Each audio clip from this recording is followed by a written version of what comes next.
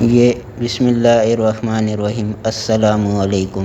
یہ ایک بہن نے پوچھا تھا کہ کیا عورت پر یہ لازم ہے کہ وضو کے دوران سر ڈھانپ کر رکھے؟ بہن، کوئی لازم نہیں ہے، بالکل لازم نہیں ہے۔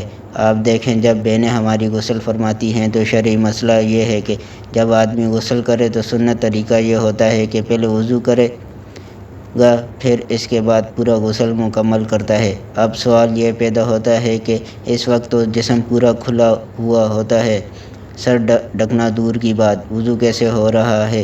حالانکہ یہ ہمارے نبی کریم صلی اللہ علیہ وسلم کی سنت کریمہ بیان کی جاتی ہے۔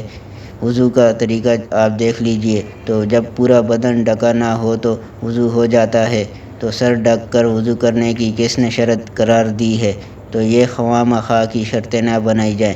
بالکل ہماری بہنیں اپنا دوپٹہ سائیڈ میں رکھ کر آرام سے وضو کریں، اس میں کوئی شرعاً حرج نہیں ہے۔